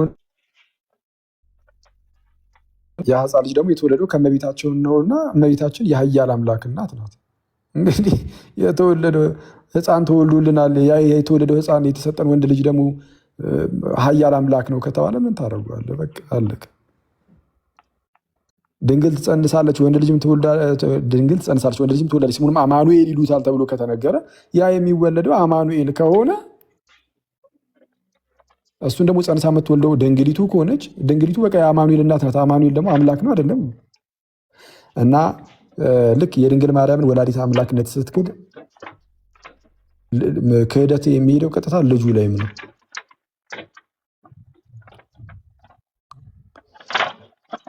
አሁን የገባው ማነው? ተስፋ የሚለው ድምፅ እንትን ይላል። ይቅርታው እንደሚዩት አድርገው ወይም እና ቀጥታ ይሄ የእመቤታችን ጥላቻ ኢየሱስ ክርስቶስንም እንድትሳደቡ ወይም በክርስቶስ ላይ ያልተገባ የስድብን ቃል እንድትናገሩ እንዳያደርጋችሁ ማለት ነው። በትጠነቀቁ። ይህ የቴዎቶኮስ የሚለው ወላዲት አምላክ የሚለው ትምህርት በዋናነት ነገረ ክርስቶስ ነው። ሲጀመር የተነሳው ክርክርም ነገረ ክርስቶስ ነው። ክርስቶስ ሁለት አካል ነው፣ አንድ አካል፣ ሁለት ባህሪ ነው፣ አንድ ባህሪ የሚለው ላይ ነው። ነገረ ክርስቶስ እኮ ነው ርዕሱ። ስለዚህ ነገረ ክርስቶሱ ግን ቀጥታ ከሜሪዮሎጂው ጋር ከነገረ ማርያሙ ጋር ግን ምንድነው የተጣበቀ የተገናኘ ነው፣ እርስ በርስ የተሳሰረ ነው እንጂ ዋናው እዚህ ጉዳይ ላይ ነገረ ማርያም ነው ወይስ ነገረ ክርስቶስ ከተባለ ወላዲታ አምላክ የሚለው ላይ ማለት ነው። ዋናው ጉዳይ ይህ ጉዳይ ነገረ ክርስቶስ ነው። ነገረ ማርያም ከተባለ ነገረ ክርስቶስ ነው። ኢቨን የድንግል ማርያም ወላዲታ አምላክ መባሏ እንኳን ነገረ ክርስቶስ ነው። ከነገረ ማርያምነቱ የገዘፈ ነገረ ክርስቶስነት አለው። ከዛ በኋላ ነገረ ክርስቶስ ነው ነገረ ማርያምን የወለደው። እዛ ጋር ነገረ ክርስቶስ ለነገረ ማርያም እናቱ ነው። ነገረ ክርስቶስ ነው ነገረ ማርያምን የሚወልደው እንጂ ከማርያም የሚጀምር አይደለም። ከማርያም ጀምሮ ነገረ ማርያም ነገረ ክርስቶስን እየወለደ አይደለም። ነገረ ክርስቶስ ነው ነገረ ማርያምን የሚወልደው። ስለዛ ጥንቃቄ ይፈልጋል። እናንተ ሰዎች ያው ደስ የሚለው ነገር ያው እንትኑ አለ ፕሮቴስታንቱ ጋር እንደፈለክ የምንፍቅና ትምህርት ለማስተማር ነፃነቱ ስላለ ምን ይዛል? እኔ እኮ አሁን አስቸጋሪ የሚያደርገው አሁን እንዳላችሁትም ማለት ድንግል ማርያም ወላዲት አምላክ አይደለችም ብሎ ለምሳሌ አንድ ፕሮቴስታንት በቃ ያው እያስተማረ ነው አይደል? በምንድነው ሞግተ አይ በቃ እንደዚህ ትክክል አይደለም ኑፋቄን ያስተማርከው ልትለው ትችላለህ? ማለት በምን ከምን አንፃር እንዴት አድርገህ ትለዋለህ? አባቶች አትለኝም መቼስ አባቶች ምናምን በፕሮቴስታንት ውስጥ እንዲህ የሚባል ነገር የለም። ማለት አባቶች ስላላስተላለፉልን ኑፋቄ ነው የሚባል ነገር በፕሮቴስታንቲዝም ታሪክ ውስጥ እንደዚህ አይነት ተረት የለም። ማለት ለእነሱ ተረት ነው። ለእነሱ ይሄ ተረት ነው። የአባቶች ስላላስተላለፉልን ኑፋቄ ነው የሚለው ለእነርሱ ለፕሮቴስታንቶች እንደ ተረት ነው። ለዛ ነው በነገራችን ላይ ከዚህ ቀደም እንደነገርኳችሁ በኮንፌሽኖቻቸው ላይ ሳይቀር በዚህ በእምነት መግለጫቸው ላይ ማለት ነው ለምሳሌ በዌስትሚኒስተር ኮንፌሽን ላይ በጣም አውቂ የሆነው ኮንፌሽን እሱ ነው እንግዲህ እና ስለ መጽሐፍ ቅዱስ ሲናገር ምን እያለ ነው የሚናገረው? አይ በቃ መጽሐፍ ቅዱስ ግልጽ ነው። በቃ መጽሐፍ ቅዱስ በጣም ክሊር ነው፣ ግልጽ ነው። ስለ የመጀመሪያው አርቲክሎች ላይ ይህንን ነው የሚያስቀምጠው። መጽሐፍ ቅዱስ ግልጽ ነው። ግልጽ የሆነው ለማን ነው? የተወሰነ ለተማረ ሰው ብላችሁ ልታስቡ ትችላላችሁ። ለግሪክ አዋቂ፣ ለታሪክ አዋቂ፣ መጽሐፍ ቅዱስን በብዙ ላጠና ሰው ነው። አይ እንደዚህና እንደዛ ብሎ ነገር የለም። ታዲያ ለማን ነው ካላችሁ በአጭሩ ለየትኛውም ሰው፣ ለተማረውም ላልተማረውም። ኢቭን ያልተማረ የሚባለው ሰው የራሱ መጽሐፍ ቅዱስን ቢያነበው ይገባዋል። ወይም ደግሞ አንዴ ለእርሱም ግልጽ ነው። በቃ በአጭሩ ለእርሱም ግልጽ ነው። ለእርሱም ግልጽ ነው። ቀጥታ የራሳቸውን ቃል መጠቀም ስላለብኝ ነው። ላልተማረው ሰው ራሱ ላልተማረው ምንም ያልተማረ ሰው መጥቶ መጽሐፍ ቅዱስን ቢያነበው ለዛ ሰውም መጽሐፍ ቅዱሱ ግልጽን ይላሉ። እያንዳንዷ ጥቅስ ላትሆን ትችላለች፣ ግን ሊያምኑና ሊቀበለው የሚገባው የትኛውም የድህነት ጉዳይ እዛ ውስጥ መጽሐፍ ቅዱስ የተቀመጠው ግን ሊቀበለው የሚገባው ጉዳይ እስከሆነ ድረስ በቃ ግልጽ ነው፣ ግልጽ ነው። አየህ እንዲህ ከተባል ከአባቶች ምን ያስፈልጓል ታዲያ? አይገስ አሁን እንዲህ ተብሎ ስለተነገረ በፕሮቴስታንት ውስጥ አባቶች ምን ይሰሩልሃል? ግልጽ ነው ተብልሃል። እንዲህ እሺ የሆነ ጥቅስ ግን ቢከብደንስ ብላችሁ ልታነሱ ትችላላችሁ አይደል? ከከበደስ ግን ያው ግልጽ ነው ተብልሃል፣ ግን ቢከብደስ ድንገት ያው እንግዲህ ስታን ከከበደ ለሱ መልስ አለው። ዌስትሚኒስተር ኮንፌሽን እዛው የፕሮቴስታንቶቹ የእምነት መግለጫ ምን ብሎ ነው የሚመልሰው? ከከበደ የሆነ ጥቅስ መለስ ብለህ አባቶችን የጥንት ክርስቲያን አባቶችን ተመልከት። ለሐዋርያት ዘመን ቅርብ ስለሆኑ እነሱ እዛ ጉዳይ ላይ ምን ብለዋል? ከዛ ጥቅስ አንጻር ደግሞ የምታነሳው አስተምህሮም ካለ እዛ አስተምህሮ ላይ አባቶች ምን ብለው አስተምረዋል፣ ይህንን መመልከት አለብህ ይላል አይደል? ዌስትሚኒስተር ኮንፌሽን ይላል። የፕሮቴስታንቱ የእምነት መግለጫ ይላል። ጋይስ እስቲ ንገሩኝ፣ ይላል አይልም? አንድ ጥቅስ ከከበደ መለስ ብለህ ለሐዋርያት ዘመን ቅርብ የሆኑ የጥንት የክርስቲያን አባቶችን ማብራሪያዎች፣ ትርጓሚዎች ወይም ደግሞ ከዛ ጥቅስ ጋር በተያያዘ ያለ አስተምህሩን ምን ብለው እንዳስተማሩ አስተምሩ። በዋናነት አስተምሩ ነው። እንደ እያንዳንዱን ጥቅስ የማብራራት ያለ ማብራራት ጉዳይ አይደለም። አስተምሩ። በዛ ጥቅስ ላይ ተመስርተ ምን ልታስተምር ነው የሚለው እሱ ስለሆነ ጉዳዩ። ስለዛ አንተ ስለምታመጣው አስተምህሩ የጥንት አባቶች ምን ብለው አስተምረዋል የሚለውን በእሱ ፍታው ይላሉ አይልም? ትክክል ናቸው አይልም? ምን በወጣው የፕሮቴስታንቱ የእምነት መግለጫ እሱን ሁሉ ወደ ጎን ያደርግልና አባቶችን ወደ ጎን አድርጎ አንድ የመጽሐፍ ቅዱስ ጥቅስ ቢከብድ በሌላ የመጽሐፍ ቅዱስ ጥቅስ ፍታው ብቻ ነው የሚል። አሁን ይህንን ቀጥታ አንቃወሙም። አንድ የመጽሐፍ ቅዱስ ጥቅስ ሲከብድ በሌላ የመጽሐፍ ቅዱስ ክፍል መፍታት ምንም ጤናማ እኮ ነው፣ በራሱ እኮ ችግር አልነበረውም። ግን እነዚህ ሰዎች ግን እያደረጉ ያሉት ምንድን ነው? ጠቅላላ ቅዱስ ትውፊትን ወደ ጎን ያደርጉና ይሄ ከአባቶች የመጣውን አስተምህሩ ምንድነው መመዘኛ ሊሆን እንደሚችል አድርገው ማስቀመጡን ትተውት ጭራሽ በቃ የአባቶችን ምንም ሜንሽን ሳያደርጉ በቃ ይህን በዚህ ላይ ብቻ እንመሰረታለን ነው። ስለዛ መጽሐፍ ቅዱሱ አሁን አንድ ጥያቄ ልጠይቃችሁ እስቲ እኔ ፕሮቴስታንት ወንድሞቼ ከታች ያላችሁ አንድ ጥያቄ ብቻ ማለት ነው። አንድ ጥያቄ ልጠይቃችሁ እና ስትመልሱ ፕሮቴስታንቶች ብቻ ይመልሱ እሺ። እና ልክ ይህን ጥያቄ እንደጠየኩኝ ማለት ነው ክርስቲያን ወንድሞች ፕሊዝ ያው እንግዲህ ምንም እንዳትጽፉ እሺ፣ ከይቅርታ ጋር ማለት ነው። አንዴ እስኪ መለሱ ድረስ ብቻ ምንም አትጻፉና መልሳቸውን አንዴ ማየት ስላለብን ማለት ነው። መጽሐፍ ቅዱስ ያው እንግዲህ መጽሐፍ ቅዱስ ብቻ ብላችሁም ስለምታስተምሩ ስለምታምኑ ማለት ነው። መጽሐፍ ቅዱስ በደንብ አድርጋችሁ ስሙ። መጽሐፍ ቅዱስ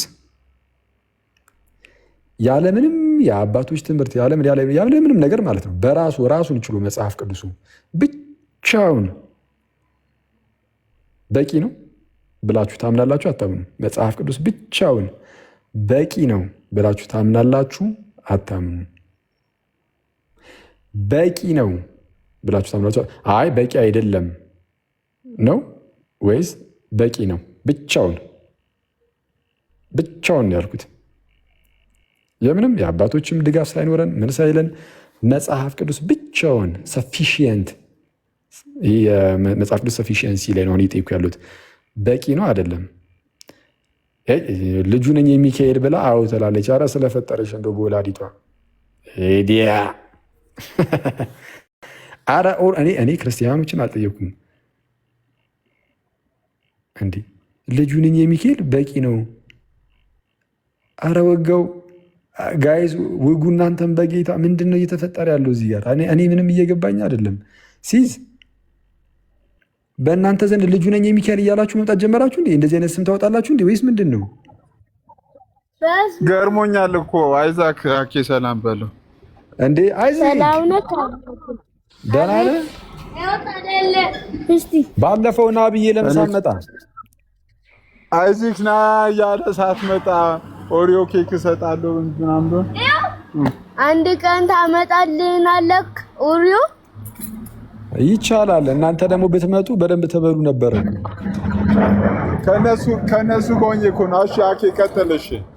እሺ ብሩክ እሺ ፕሮቴስታንት ወንድሞች፣ አንዳንድ ወንድሞች እናቶች በቂ ከበቂም በላይ ነው ብለዋል። ለምሳሌ ስለዚህ ምንም የአባቶች ድጋፍ ሳያስፈልገን ማለት ነው እያሉ ያሉት። ኦኬ ሰፊሽንሲውን አምነዋል የመጽሐፍ ቅዱስን በዚህ ደረጃ። አሁን አባቶች እንኳን በማያስፈልጉበት ደረጃ ብቻውን በቂ ነው ከተባለ ስለዛውን ፊት ለፊት ላይ የሚገናኙት ማንና ማን ናቸው? መጽሐፍ ቅዱሱና ግለሰቡ። መጽሐፍ ቅዱስና ግለሰቡ በቃ እንደዚህ ነው ያደረጓቸው። በቃ አለቀ። አይተዋል። ታሪካዊውን የክርስትና አስተምህሮ ጭራሹኑ ከአእምሮ ወደዛ አድርገ በቃ አንተና መጽሐፍ ቅዱስን ብቻ ነው የሚያስቀምጡት። እንደዛ ከሆነ ደግሞ አሁን የሚያነሳውበት ምክንያት ልንገራችሁ።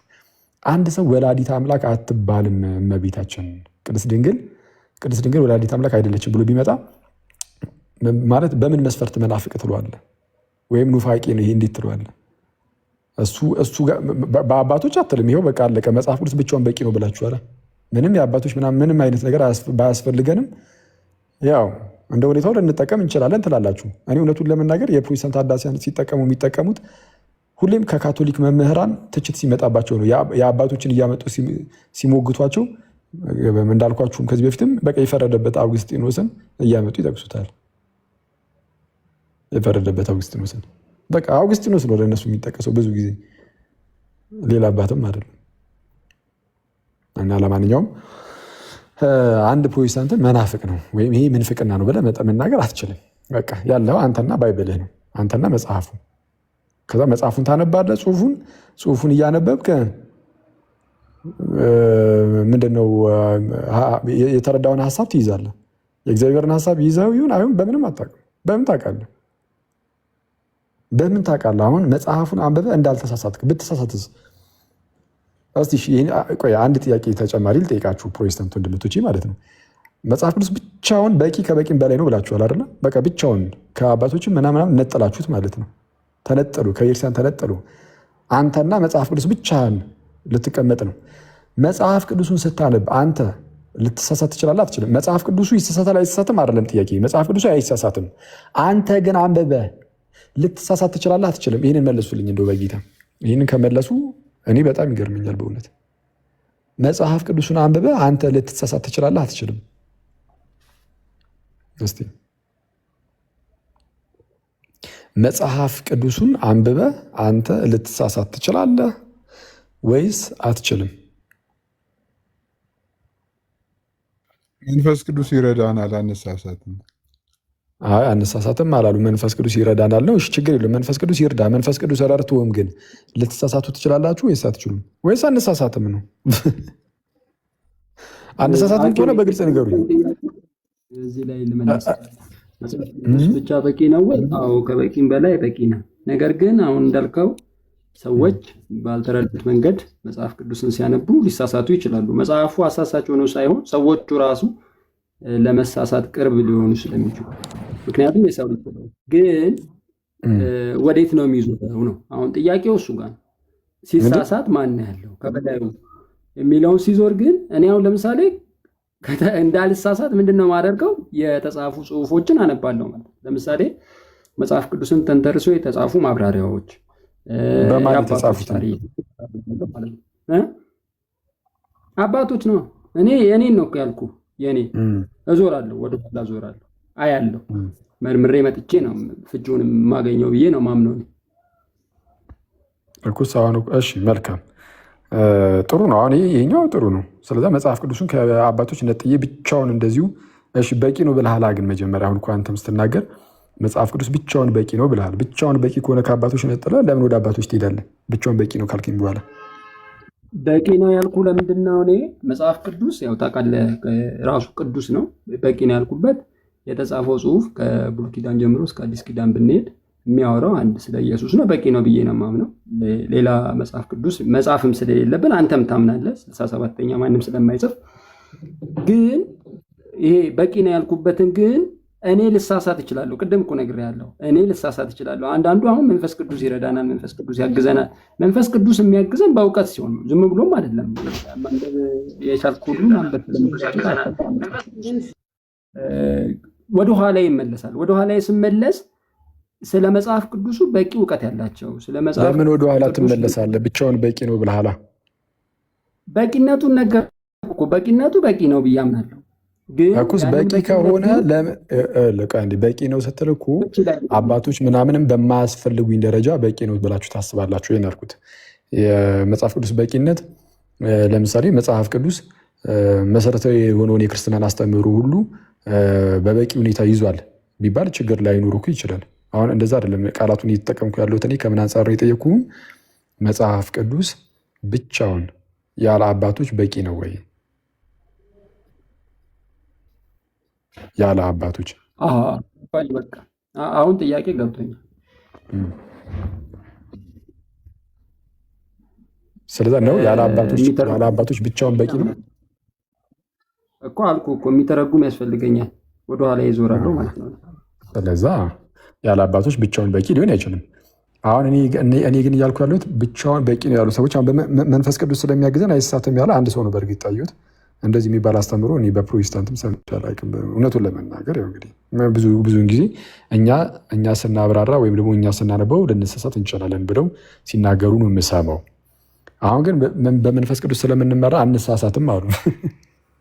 ስለዛ አሁን ወንድም አስገብተ ነው መጽሐፍ ቅዱስ ላይ ዝም ብለን አንድ ጊዜ ነገር አንስተን ብንጠይቀው ሊሳሳት ይችላል። እስኪ ስለዛ ማንን ነው የሚወቅሰው ማለት ነው? ማንን የሚሳደመው? መንፈስ ቅዱስን። መንፈስ ቅዱስ አንተ አሳሳትከኝ ሊለው ነው ማለት ነው። እንዲህ የሚባል ነገር የለም። አንተ ጳውሎስ አይደለም፣ ሲጀምር ጳውሎስ አይደለም። ጳውሎስ ሲጽፍ አይሳሳትም። አንተ ግን ስታነብ ግን ልትሳሳት ትችላለህ። እንደዛ ከሆነማ በዛ ደረጃ የማትሳሳት ከሆነማ ኢንፋለብል ነህ ማለት ነው። ኢንፋለብል የሆኑ መጽሐፍትን ጻፋ እንደ ጳውሎስ ብድግ ብለህ እስቲ ጻፍ። አንተም በኢዩ ጩፋ ዘንድ ለምትገኘው ቤተክርስቲያን፣ በእስራኤል ዳንሳ ዘንድ ለምትገኘው ቤተክርስቲያን እያልክ አይሻልም?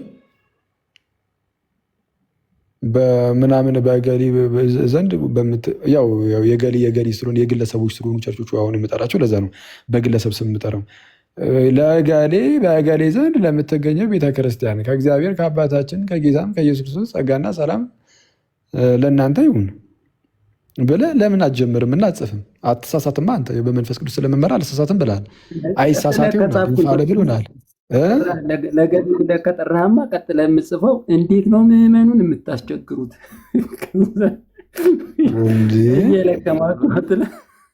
አዎ እና ፕላስ ደግሞ ለምሳሌ አንተ አሁን አልሳሳትም ያልከው ማለት ሙሉ ወንጌል ብትሆን መካነ ኢየሱስ ጋር ያለው ሰውስ መንፈስ ቅዱስ አለው? መቼስ የለውም አትለኝም። ያው አንድ ነን እያላችሁም ስለሆነ መንፈስ ቅዱስ ካለው እሱም በመንፈስ ቅዱስ እየተመራ ጥምቀት ያድናል ሲል አንተ ደግሞ መተህ እዚህ ጋር አይ ጥምቀት አያድንም እያልክ ነው። ከመጽሐፍ ቅዱስ ሁለታችሁም አንብባችሁ ከተመስ የመጽሐፍ ቅዱስ አንብባችሁ ማለት ነው። ስለዛ ምንም ይሄ እኛ ሰዎችን መንፈስ ቅዱስ አይሳሳቴ ያደርገናል ማለት አይደለም።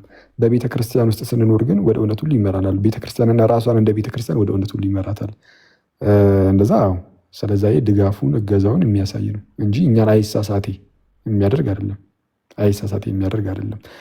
እና ሰዎች ሊሳሳቱ ይችላሉ። እና ፕሮቴስታንቶችም ይላሉ እውነቱን ለመናገር ልንሳሳት እንችላለን ይላሉ። የሚሳሳቱ ከሆነ ግን ማለት ነው መሰረታዊ የሆኑ አስተምህሯቸው ሁሉ ላይ እንዳልተሳሳቱ በምን ይታወቃል?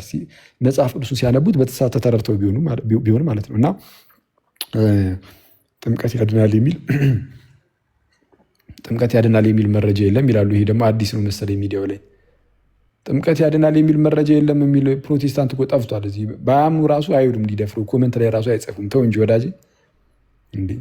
ጥምቀት ያድናል የሚል እኮ ቃል በቃል እኮ ነው ያለው መጽሐፍ ቅዱስ ላይ ጥምቀት ያድናል የሚል እንዲህ ቃል በቃል ጥምቀት ያድናል። አንደኛ ጴጥሮስ 3:21 ሂድና ተመልከት። ለኃጢአት ስርየት እንዲሆነ ሐዋርያት ሥራ 2:38 ከኃጢአት መታጠቢያ እንደሆነ ሐዋርያት ሥራ ምዕራፍ 22 ቁጥር 16 ላይ ሂድና እንዴ ዳግም መወለጃ እንደሆነ ዮሐንስ 3:5 ሂድና ተመልከት። ካለንበት ጥፋት ለመዳን እንደሆነ ማርቆስ 16:16 ሂድና ተመልከት። ከክርስቶስ ጋር አንድ የምንሆንበት እንደሆነ ሮሜ 6:3 ገላትያ 3:27 ሂድና ተመልከት። መቼስ ከክርስቶስ ጋር አንድ ሳትሆን መዳን አትችልም። የክርስቶስ የምትሆንበት ወይም ደቀ መዝሙር የምትሆንበት የጌታ ደቀ መዝሙር ሳትሆን መዳን ስለማትችል ከዓለም ተለይተ የጌታ የምትሆንበት ደቀ መዝሙሩ የምትሆንበት ጥምቀት እንደሆነ ለማየት ሂድና ማቴዎስ 28:19 ተመልከት። እና መጽሐፍ ቅዱሳችን በጣም ስለ ጥምቀት በጣም በግልጽ ካስተማራቸው ትምህርቶች ውስጥ በጣም ፊት ለፊት ላይ ካሉ ትምህርቶች ውስጥ አንዱ ጥምቀት ነው። ግን ፕሮቴስታንት ይህንን ይክዳል። ኤኒዌይስ እንትን አይ ቲንክ ናቲ ገብቷል መሰለኝ የሮሜ መልእክትን እያስጠና ነው። ሲሲ እንዴት ነው ይብቃን ወይስ ትቀጥላለህ? ቆይ 5 ደቂቃ እስቲ ቶኒ ማሳብ ይስጥና 5 ደቂቃ አንድ 5 ደቂቃ ታፕ ኮፒ ሊንክ ሪፖርት እንትኑ እኮ ነው ላይቭ ራሱ ሪስትሪክትድ ይላል። እስከዛ እስቲ 5 ደቂቃ ኮፒ ሊንክ ሼር አድርጉልን እስቲ። እሺ በቃ 5 ደቂቃ አድርጉለትና ጋይስ እሱን ጨርሰን እንሄዳለን። ወዴት? ወደ ናቱ ጋር እንሄዳለን። የሮሚ መልእክትን እያስተማረ እሺ 5 ደቂቃ እንደዛ አድርጉለት ሲሲ ያላችሁ። አኬ ይቅርታ፣ እንዴት ዋላችሁ? ሁላችሁንም ሰላም ብያለሁ። አኬ እንዴት ነህ? ቃሎት ያሰማል። እንዴት አለ? አሜን አሜን አለው። እግዚአብሔር ይመስገን። የቅድም አሌክስ ዘጸአት ላይ ዲቴሉን ነገ እንገባለን ስላለ ሲሶ እሱ ላይ እንትን ትላለህ። ግን አንድ ነገር ሲያነሳቸው የነበሩ በጣም ብዙ ፖዚቲቭ የሆኑ ነገሮች እንዳሉ ደግሞ አንዳንድ የተሳሳቱ ነገሮችም አሉና ስለዚህ በደንብ ነገ የሚታይ ቢሆንም አሁን ግን አንድ እሱ ካነሳቸው ነጥቦች አንዱ በክርስቶስ እናምናለን የሚሉ ካቶሊክም ኦርቶዶክስም ፕሮቴስታንትም ክርስቲያን ናቸው ብሎ አንስቷልና ምናልባት እሱ ላይ ትንሽ ነገር ብትል ብዬ ስላሰብኩ ነው። እሱ ካለበት ቤተ እምነት አንጻር ጥሩ ነው የተናገረው። ያው እሱ አፍተሩል እንግዲህ ፕሮቴስታንት ነው። ታዲያ ፕሮቴስታንት ሆኖ ክርስቲያን አይደሉም ሊል አይችልም። ፕሮቴስታንቶችን ግን እዛ ውስጥ ሆኖ ግን ኦርቶዶክሶችን ክርስቲያን ናቸው ብሎ መናገሩ ጥሩ ነው። ያው እንደ አጠቃላይ በእርግጥ ይህንን የሚክድ የለም። እውነቱን ለመናገር ጥሩ ነው ምናምን የሚያስብል አይደለም። የኦርቶዶክሶችን ክርስቲያንነት የሚክድ እኔ በዓለም አቀፍ ደረጃ እኔ ያለም አይመስለኝም። እኛ ክርስቲያን የሚለውን ሀሳብ የምንረዳበት ሌላ መንገድ ስላለ ማለት ክርስቲያን የሚለውን ሀሳብ የምንረዳው እኛ በቃ ኢየሱስ አምላክ ነው ስላለ ወይም በስላሴ አምላለው ስላለ ብቻ ክርስቲያን ይሆናል ምናምን ብለን እኛ እንደዛ እናምንም። እኔ እንግዲህ እስከማውቀው ማለት ነው በታሪክ ውስጥም ክርስቲያን ማለት የክርስቶስ መሆን ማለት ነው። የክርስቶስ መሆን ማለት ነው። ከጌታ ጋር አንድ መሆን ማለት ነው። ከጌታ ጋር ደግሞ ሰው አንድ የሚሆነው በክርስቶስ ላይ የሚታነጸው በቤተ ክርስቲያን ውስጥ ነው። ስለዚህ ከቤተክርስቲያን ውጭ ክርስትና አለ ብዬ አላምንም እኔ ፐርሰናሊ ማለት ነው። እና እሱ ላይ ወይ እስኪ እንትን እንላለን እንሄድበታለን። አይ ኦፕሲ ኧረ አሉ ይላል። ምን እነዚህ አሁን የቲክቶክ ልጆችን ትጠቅሳለህ አንተ። በነገራችን ላይ አኬ እዮባ ሰላም ላንተ። ፍጹሜ እዮብ ነው አይደል? ኧረ አይደለም እዮባ መሰለኝ እኮ ዘሚካኤል ሲል አይደለውም። ኧረ ድምፅህም ይመስላል የሚገርም። እሺ ሰላም ላንተ ይሁን ፍጹም። ቶሚ ልደቴን እያከበርኩ ነው ያልከው? ቶሚ ማለት ቶኒ ልደት ነው እንደ ሰሞኑ አላልኩም። ምን ልደቴን ከበራ ነው ያልኩት በጴንጤ የኔ ልደት ነው አላልኩም። ወሩ ተሰየመ ነው። ዘግይቶ ነው እንደ አይሌ ዘግይቶ ነው እንደሚገባ እንደዚህ ያለ አንዴ አይ እድሜው መስሎኝ ነው። ልደቴን ሲል ምስር ነፋባ ካዛክሽ ለጴንጤዎች በሙሉ። ቆይ ቶኒ አንዴ ጥያቄ አለኝ። እኔ ላኪ ክርስቲያን በሚለው መሰረት ታፕታፕ እያደረጋችሁ ኮፒ ሊንክ እያደረጋችሁ ሼር እያደረጋችሁ አኬ ሞሎና ምሱራሽ በቃ አኬ ይጠራል። አማኑኤል አኬ አቤት አኬ አማኑኤል ይጠራል። አቤት ኤማኑ ደህና ነህ? ደህና። ሰላምታ አይቀድምም? ይቀድማል። ከዛ ምን ይከተላል? ትእዛዝ። ኦሪዮ እርፍ ትእዛዝ። እሺ አመጣላችኋለሁ።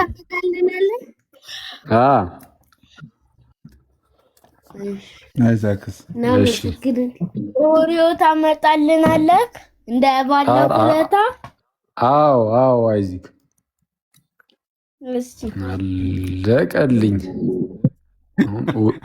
ኦሪዮ ከውጭ ማስመጣት ያለብኝ ያማል እንዲቀልደኛ። ይህ ምስር ጨምሩት እስቲ። ምስር አንተ ልጆችን በምስር ፌንት ታሰራላ?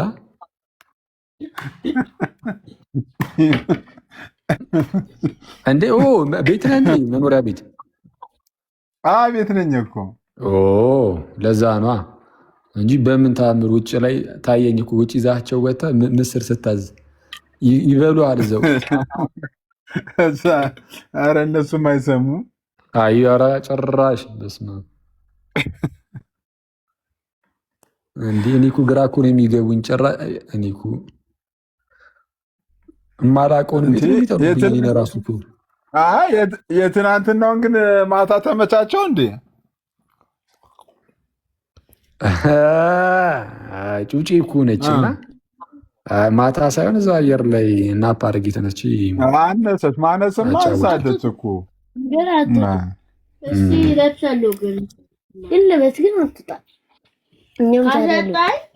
ጋይስ። እሺ በቃ ይበቃናል። ለነበረን ጊዜ ቴንኪው አኬ፣ ሁላችሁንም እናመሰግናለን። እንትን ናቱ ጋር ጋይስ ናቱ ጋር ሮኒ መልእክት ጥናት ስላለ እዛ ወይ አይ ችግር የለውም። ነገ ጠዋት ያደርጉታል ኮፒ ሊንኩን። እንዴ አረጉ እኮ ያማር እንዴ? አይ ያደርጉታል። አይ እንትን እኮ ነው ሪስትሪክሽን ይላል እኮ አሁንም እኮ ላይቭ ምናምን ሪስትሪክሽን ይላል። እኔ ችግር የለውም ነገ እንትን ይላል። በቃ ፒሳይ። እሺ ቴንኪው አኬባ። በቃ ይሱ በቃ ወይ እሺ አይ አንድ ቀጥል ፕሊዝ። እሺ ወንድሜ እሺ ቀጥል። አይ ክርስቲያን በሚለው ጉዳይ ላይ አሌክስ ፍፄ ሲናገር አሌክስ ክርስቲያን እያለ እና ክርስቲያን የሚለውን ሲፈጽም ፕሮቴስታንት፣ ካቶሊክ እና ኦርቶዶክስ ክርስቲያን በሚባል ማዕቀፍ ነው ያለው። መጽሐፍ ቅዱስ አክዬ እንትን ሲሉ ሲያስተረጉሙ ማማ ሆነው ነው የሚያስተረጉሙ። ክርስቲያን በሚል ማዕቀፍ ፕሮቴስታንት፣ ኦርቶዶክስ እና ካቶሊክ አይደሉ እንዴ? ጨምሩና ብለ አሁን ላይ በስላሴ እናምናለን የሚሉ ተሰባስበው የመጽሐፍ ቅዱስ የትርጉም ስራ ምናምን ይሰራል፣ የህትመት ስራ ይሰራል። ግን ያ ግን ሰዎችን ክርስቲያን አያደርጋቸውም። በራሱ መጽሐፍ ቅዱስ አንድ ሰው 30 ዓመት ክርስቲያን ይሆናል ማለት አይደለም። ሰውን ክርስቲያን የሚያደርገው ክርስቶስ ነው እንጂ የመጽሐፍ ቅዱስ ህትመት አይደለም ብዬ ነው የማስበው። ግን ችግር የለውም። ክርስቲያን በሚለው ማዕቀፍ ልክ እኮ ነው። ፕሮቴስታንትም ኦርቶዶክስም ካቶሊክም ክርስቲያን በሚለው ማዕቀፍ ነው ያለው ለማለት ፈልጌ ነው። ኦኬ አዎ፣ አይ እንደ ኖርማል አጠራርማ እንደዛ ይባላል እኮ። እሱን እየተቃወምኩ አይደለም። እሱማ እንትኖችም ብዙዎቹ ክርስቲያን እየተባሉ ይጠራሉ። ግን እኔ የዛ ቅድም ከሰጠው እንትን ምንድነው ትርጉም አንጻር ነው እንደዛ ያልኩት። ጋይስ ነገ ትቀጥላላችሁ። ጥያቄ ያላችሁ ሰዎች ነገ ትቀጥላላችሁ። ቴንኪው፣ ደህና አደሩ።